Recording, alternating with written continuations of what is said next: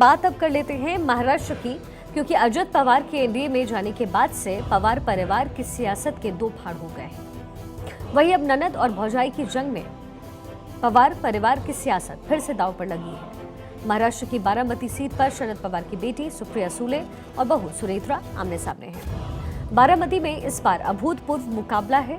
NCP के दो धड़ों की ये निर्णायक एक लड़ाई है, जिसमें अजित हारे तो बीजेपी में उनका कद घट जाएगा और शरद पवार हारे तो उनके सियासी सफर पर इसका असर पड़ेगा। अजित की उम्मीदवार उनकी पत्नी सुनेत्रा है, जबकि शरद पवार की बेटी सुप्रिया सुले को उन्होंने उतारा है। इस तरह भौजाई और ननद के बीच ये दंगल है, लेकिन पर्दे के पीछे असल लड़ाई जो है वो भतीजे और चाचा के बीच है।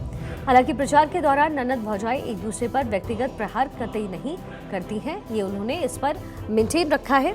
और इसके साथ ही दो पवारों की इस लड़ाई में जो भी जीते वो होगा तो आखिर पवार ही, क्योंकि बारामती पिछले 55 वर्षों से पवार परिवार का गढ़ रहा।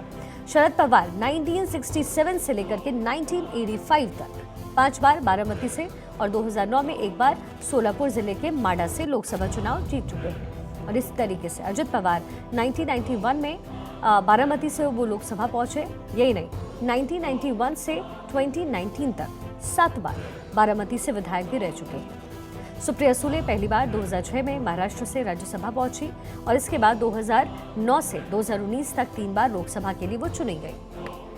अब चौथी बार लोकसभा इलेक्शन लड़ रही हैं। दूसरी ओर सुनेत्रा कभी राजनीतिक मैदान में नहीं उतरी हैं, लेकिन पर्यावरण, ग्रामीण विकास और शिक्षा के क्षेत्र में सक्रिय रही। बारामती हाईटेक टेक्सटाइल पार्क की अध्यक्ष रह चुकी हैं। बारामती संसदीय क्षेत्र में 6 विधानसभा क्षेत्र आते हैं। इनमें से 2-2-3 पार्टियों में बटे हुए हैं।